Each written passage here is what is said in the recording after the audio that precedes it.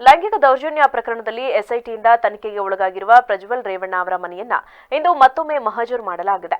ಇದೇ ಸಂದರ್ಭದಲ್ಲಿ ತಾಯಿ ಭವಾನಿ ರೇವಣ್ಣ ಅದೇ ಮನೆಯಲ್ಲೇ ಇದ್ದರೂ ಮಗನಿಗೆ ಮುಖಾಮುಖಿಯಾಗಲಿಲ್ಲ ಎಂದು ತಿಳಿದು ಬಂದಿದೆ. ಪ್ರಜ್ವಲ್ ರೇವಣ್ಣನನ್ನ ಎಸ್ಐಟಿ ಅಧಿಕಾರಿಗಳು ಇಂದು ಮಹಜರ್ಗೆ ಕರೆದೊಯ್ದರು.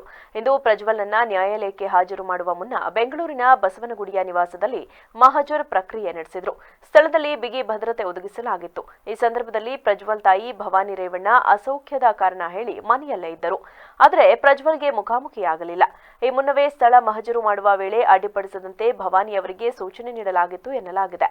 ಭವಾನಿ ಅವರು ಕೂಡ ಸಂತ್ರಸ್ತ ಮಹಿಳೆಯ ಕಿಡ್ನಾಪ್ ಕೇಸ್ನಲ್ಲಿ ಎಸ್ಐಟಿ ತನಿಖೆಗೆ ಒಳಗಾಗುತ್ತಿದ್ದಾರೆ.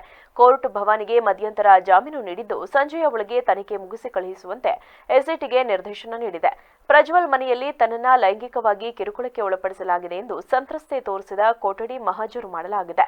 ಈ ಸಂದರ್ಭದಲ್ಲಿ ಭವಾನಿ ಅವರು ತುಳಸಿ ಕಟ್ಟೆಗೆ ಪೂಜೆ ಮಾಡುತ್ತಿರುವುದು ಕಂಡುಬಂತು.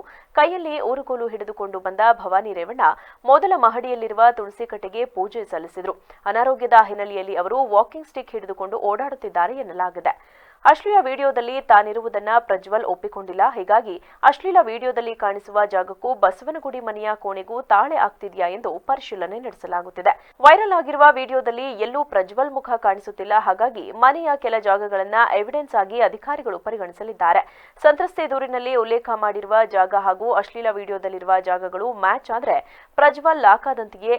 ಇನ್ನೊಂದೆಡೆ ವಿಡಿಯೋ ಮಾಡಿಕೊಂಡ ಮದರ್ ಡಿವೈಸ್ಗಾಗಿ ಎಸ್ಐಟಿ ಹುಡುಕಾಟ ನಡೆಸಿದೆ. ಈ ಮೂಲ ಮೊಬೈಲ್ ಕಳೆದು ಹೋಗಿದೆ. 1 ವರ್ಷದ ಹಿಂದೆಯೇ ಈ ಬಗ್ಗೆ ಹೊಳೆನರಸೀಪುರ ಪೊಲೀಸ್ ಠಾಣೆಯಲ್ಲಿ ದೂರು ನೀಡಿರುವುದಾಗಿ ಪ್ರಜ್ವಲ್ ಹೇಳಿದ್ದಾರೆ.